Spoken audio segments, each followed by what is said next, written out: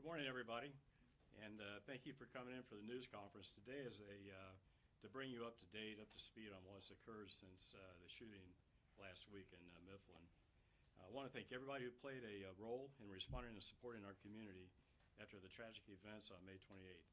Many of the agencies you see behind us, we spoke with the Attorney General Daveaonte this morning, who sends his appreciation for all the work that's been taking place and his condolences to those affected by the shooting. You also see in attendance a lot of the officials here. We have, and in the room, we have Chief Bryant from CPD. We have Marshal Black from U.S. Marshal Service, and a lot of the dignitaries, OSPs represented here. It was an all-out effort to catch Mr. Dixon after shooting the two Mifflin Township officers. I want to thank the public for their outpouring of support. A lot of the information was very, very useful that they shared with our investigators. Mifflin Township and Obetz, I want to emphasize, are wonderful communities within our county. Even though a lot of the events occurred within those communities, I don't want somebody forming an opinion or looking down on those communities. This was one person acting on his own. The communities have been very supportive of law enforcement, and we really appreciate everything they've done for us. I'm proud of the work being done by our investigators. They put in countless hours last week. Had to make them go home and get some rest. And I want to stress that the work is not over. Even though we have Mr. Dixon in custody, now the work begins on putting this investigation together and prosecuting him in court. Please keep in mind, throughout the entire incident that occurred, no shots were ever fired by law enforcement, not the night of the event when it occurred, not the subsequent search warrants, not even at the apprehension site. And to me, that's amazing that not one shot was fired by law enforcement. It shows the restraint and the training that we go through to protect the community. There were a number of families, kids, just people in the area in Obetz when Mr. Dixon decided to fire random shots just throughout. He didn't care about hurting anybody in the community. He just cared about himself, but we do care about the community. And I want to congratulate law enforcement for showing that restraint. At like this time, I'd like to follow the same process we did earlier or last week. Each speaker is going to come up. When they get done speaking, they'll introduce the next speaker. If you would hold your questions to the very end, and then when they're all done speaking, then you can have the questions and answer time. At this time, I'd like to ask my Major Nate Smith, who's in charge of the investigative subdivision, to come forward and bring us up to speed on what's taking place. Major. Thank you, sir. My name is Major Nate Smith. I'm going to update you on what's happened since May 28th, the night of the shooting. As the sheriff said, if you recall back to that press conference, there was hundreds of officers there that showed up for that site, and those officers did not stop until Mr. Dixon was apprehended. Hundreds more worked together from all the agencies you see behind me, and a lot more. Almost too much to mention, but through their investigative measures, we were able to apprehend him on Friday evening. So on Wednesday, May 28th, as you know, Mr. Dixon fired on 2 Mifflin Township officers. We do believe he fled on foot, and he took shelter in a residence nearby that was either inside or very near the perimeter that was set up. He did have help. And it wasn't until the following day that we had developed enough probable cause to execute a search warrant at a residence in that area. The Franklin County Sheriff's Office SWAT team, along with the U.S. Marshals, executed a search warrant at that residence on Woodland Drive, I believe, on the following day on May 29th. He was not there. He had left and had help leaving there. He was disguised and went to another residence. Our investigative measures tracked him to 2 other residences that were possible on Cedar Drive down in southeast Columbus. Another 2 search warrants were executed at those residences, again by the Franklin County Sheriff's Office, SWAT team, SIU, and the U.S. Marshal Service. Again, he was one step ahead of us, but we were able to develop enough probable cause to ultimately lead us to Thelma Drive later that evening, where he was found and apprehended. Again, the same agencies were working together to execute those search warrants. Upon executing those search warrants, Mr. Dixon was inside the residence along with Ms. Jayla Call and 3 juveniles. Ms. Call and the juveniles had left the residence upon the SWAT team making their approach. Mr. Dixon was observed inside, and he ultimately barricaded himself. Because of the children that were running around the neighborhood, it's a kind of a small apartment complex there, and the children that were being pulled from the residence, SWAT and the U.S. Marshal Service and SIU did retreat to a safe space and tried to negotiate with them to come out. Unfortunately, Mr. Dixon started firing shots at our officers, at least 3 to 5. That's all being determined right now through ballistics. But there were rounds fired at our officers, and he will be charged with additional charges for those shots. None of our officers were hit, and as the sheriff said earlier, none of our officers did return fire because it was not safe to do so. Eventually, the SWAT team made a secondary approach to the residence and found Mr. Dixon alone inside the residence with a firearm, a rifle, and what appeared to be a self-inflicted gunshot wound to the head and neck area. What I understand now is he is still remains in critical but stable condition, and he's under 24-hour guard.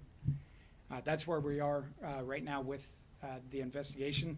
I'd like to, again, extend my thanks to the U.S. Marshal Service, an integral part. Our partnership made this happen, and I'd like to introduce U.S. Marshal Michael Black. Good morning. Thank you, sir. First, thoughts and prayers for Deputy Daniel Shear, his family, and the Morrow County Sheriff's Office as they prepare to lay one of their own to rest on Wednesday, and also to the 2 Mifflin Township police officers and their families. The effort put forth by our Southern Ohio Fugitive Apprehension Strike Team, local, state, and federal partners was exceptional. The determination, coordination, and tenacity they all demonstrated is the reason we were able to locate this violent fugitive. I continue to be so proud of the U.S. Marshals So Fast team and our law enforcement community. Unless you've been involved in a situation like this, it's hard to understand how much collaboration and attention to detail is required. Unfortunately, we have been tested several times in the last few months with the continued acts of violence against officers and our community. Each time, our relationships, collaboration, and sharing of resources and information enable us to work through these extremely volatile situations. As the Major said, this team was not going to stop until Dixon was apprehended. For those that choose to use violence against one of our law enforcement family, know this: we will not stop until you are apprehended and brought to justice. Thank you all for being here today. At this time, I'd like to introduce Chief David Briggs from the Mifflin Township Police Department.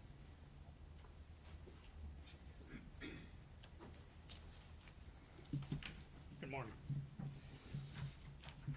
I want to first start by giving an update on the officers. Both are continuing to recover from the traumatic injuries they sustained in the line of duty. While the road ahead will take time, we are grateful to report that their condition is stable and their resilience has been nothing short of inspiring. Today, I'm relieved and thankful that Dixon, the individual wanted for the attempted murder of my officers, has been taken into custody. Dixon posed an extreme threat to the public, even attempting to open fire on the officers who bravely moved in to apprehend him. His capture is a testament to the courage, precision, and teamwork of the men and women in law enforcement who never back down from their mission to protect our community. I want to express my deepest gratitude to every agency and officer who played a role in this operation. This includes the FBI, the Franklin County Sheriff's Office, Columbus Division of Police, the U.S. Marshals, and so many others who answered the call. Special thank you goes to the tactical officers who confronted Dixon and put their lives on the line to ensure he could no longer harm anyone else. We're also grateful to the Central Ohio Crime Stoppers and the Fraternal Order of Police Capital City Lodge Number 9 for their offering reward money, which greatly aided in keeping public attention focused on locating this dangerous fugitive. Finally, to the medics and fire personnel who responded swiftly and provided critical care to our wounded officers, thank you. Your professionalism and speed undoubtedly saved lives.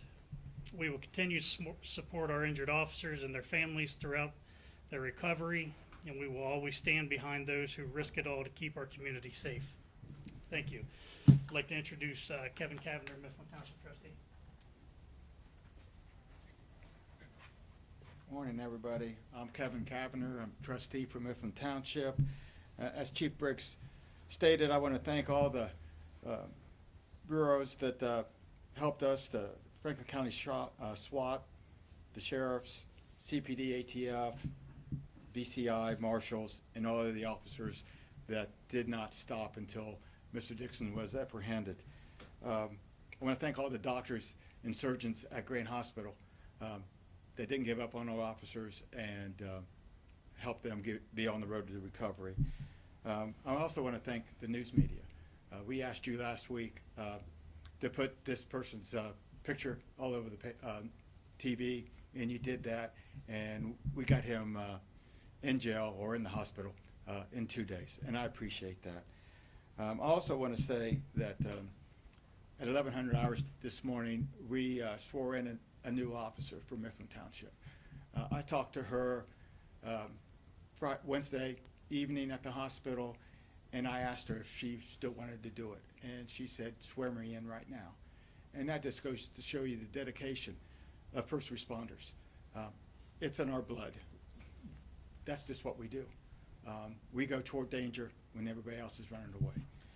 But the story doesn't stop here. I'm asking the news media to go after the judges. They let these people out on bail. He should never have been let out. We're a small department. We don't have 2 officers sitting around to put on the street. They should be held liable. We need to put 2 more officers, hire them. We don't have the money just to throw out and grab 2 officers. The chief has a list of people that want to come work for us. We don't have the money to do it. So these judges should be held liable to pay damages. If police officers did something wrong, they want them laid off. They want them fired. They want to try and put them in jail. Nothing happens to these judges. They just say, oops, I made a mistake. I shouldn't have done that. And they go on to the next case. That needs to end. So I'm asking the news media to help us get that story out. It doesn't end today. It's just a new chapter of the story. So now I would like to introduce Brian Steele, CPD, president of Lodge 9. Thank you, sir.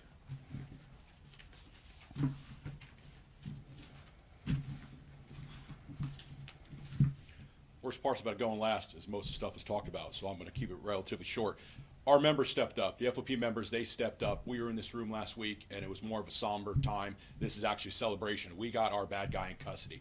Cannot thank the members of the FOP and our federal and state partners. A lot of good rivalry, right? I'm a cop. I like to make fun of OSP guys. OSP guys make fun of feds.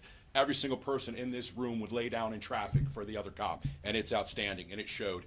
Everything was courageous, professional, and mission-focused.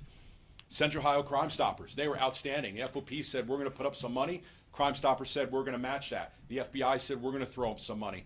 The amount of tips and calls I received personally to the FOP is overwhelming. Community members saying, hey, I want to help any way I can. What can I do? Can I bring the officer's family food? This community overwhelmingly supports their police. You can never tell me any other way. I would not believe it. It is amazing the level of support that we received for these officers. I stood in front of you last week and I told you my priorities. My priorities was ensuring that our member recovers. My second priority was ensuring this individual is apprehended. Now the third and final we talked about is how did this happen? For most of these law enforcement officers, they are going to go on to their next mission. This does not end here with the FOP. This just starts. We want to know how this individual was released. This is an individual who had 11 to 16 years on the shelf and was given community control. That was an agreement. That was an agreement by the defense attorney. I'm sure the defense attorney loved that agreement. We want to know why the prosecutor agreed. The statement from the prosecutor's office was, besides looking at the violent crimes, which his past was kidnapping, ag burglary, weapons, domestic violence, fleeing, besides that, we're going to look into how old he was, 21, and that he was from an impoverished community. I do not know what that means. The majority of this violent offenders' victims were from impoverished communities. The criminal justice system, we're going this route where the violent offender has more rights than the citizens in their own community. I've said it once, I'll say it again, crime is a cancer. You have to eradicate it or it will continue to the townships, to the suburbs, and it will not stop. I have so much faith in the men and women of law enforcement Central Ohio area. Now we have to turn that over to the prosecutor's office, who we have a new prosecutor. Most of these failures were under Gary Tyak. That's simply how it is. I'm hoping the new prosecutor will step up and do the job Ron O'Brien did, and we will not see crime the way it is. With that, I'll stand for any questions. Yes. Major, I've got a question for you. One person has been charged so far for helping Mr. Dixon. Do you anticipate more charges for those people who are helping him? We are, it's currently under investigation. We are aggressively pursuing anybody who had any part in helping him evade capture. We will aggressively pursue them until we make sure they see the inside of a jail cell. Do you know where he got the additional guns? Not right now, we do not. Major, you mentioned a few different addresses which led you guys to execute those search warrants. How helpful were community tips in leading you guys to those and ultimately that final address? In this circumstance, the majority of the information that we had was obtained through investigative measures.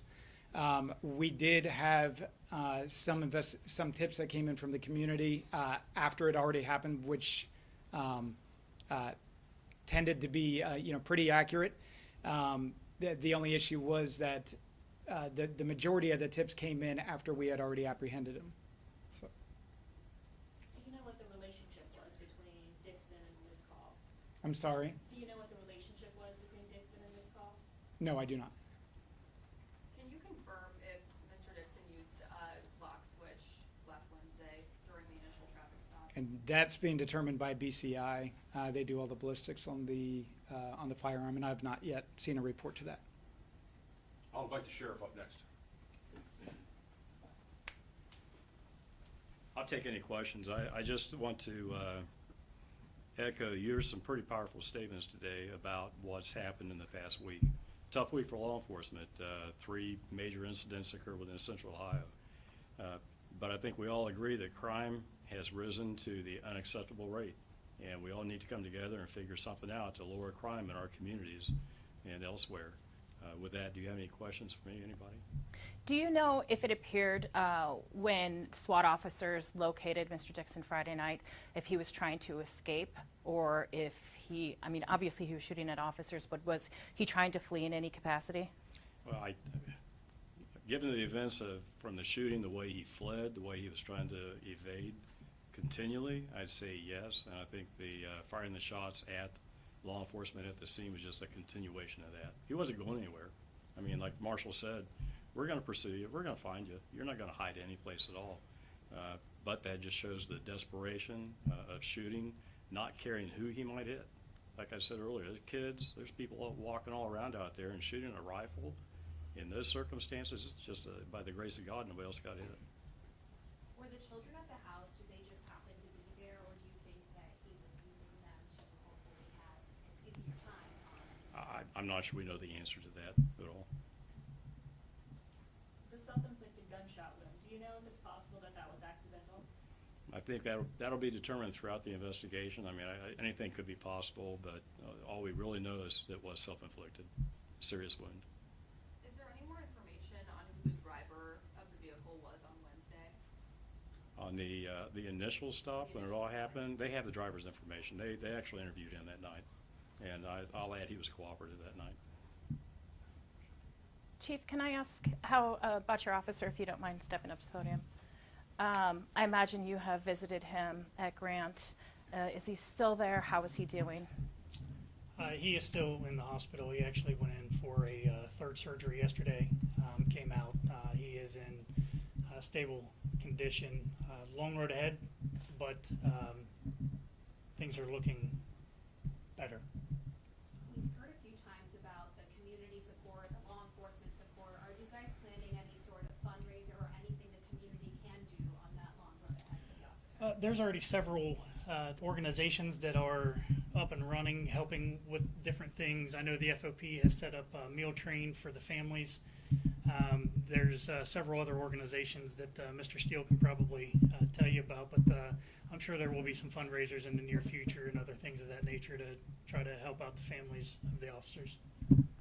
You could text Mifflin PD to 50155. That's 50155 and just the word Mifflin PD. That will go to the FOP Foundation. 100% goes to the 2 officers that need some help right now.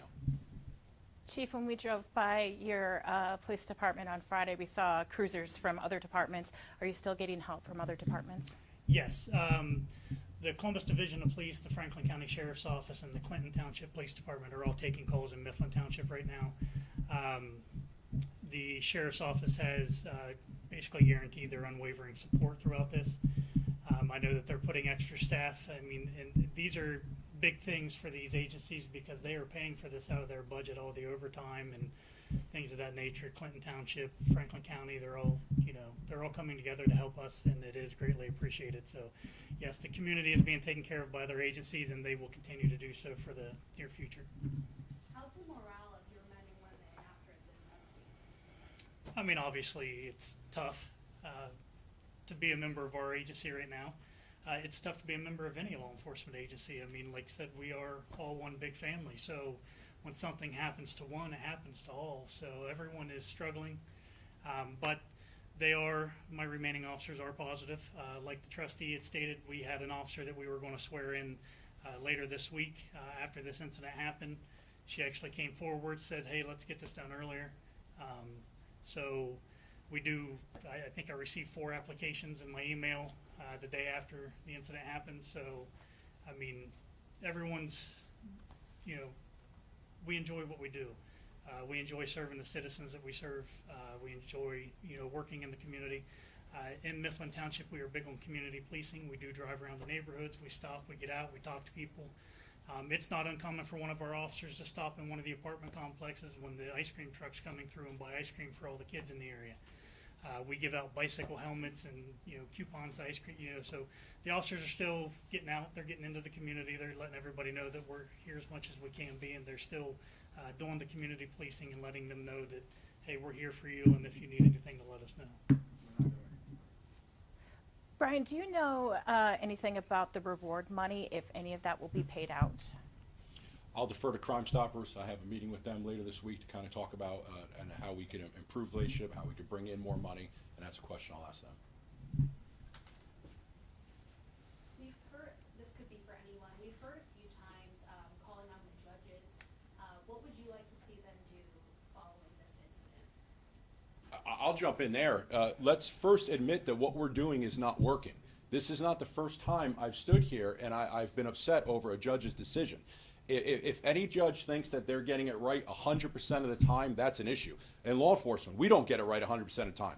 And I like the word reform. Reform's not taking everything you do and throwing it out. It's taking what you do and let's try to make it better. So we need to sit down. It's got to be everybody at the table. It has to be the judges, has to be law enforcement executives, has to be the Fraternal Order of Police who represents the men and women and advocates for the community we serve. The prosecutor's office, let's just get together in a room and admit that there is a problem and how are we going to make it better. You cannot let people like this walk on the streets or you're going to continue, he'll continue to victimize. Are they up for that request to sit down all together? Is that request been met yet? Well, I have a feeling after every one of you print this in your respective news agencies, that will have some leverage and pressure. And if not, they're going to be answering to you guys. I just want to follow up on that. And keep in mind, a lot of judges do a really good job. I mean, they're really dedicated. They do a great job. And there's a lot of people that do deserve a break, second chance. We do that in the jail. We have programs try to divert people so they make themselves better. It's the violent people that we worry about. It's the people that have demonstrated they are violent, they have past violent crimes, yet they come back out. That's the concern. We know that's the danger. If there's no more questions, we'll go ahead and conclude the conference today, and I appreciate everybody's covering it. Thank you.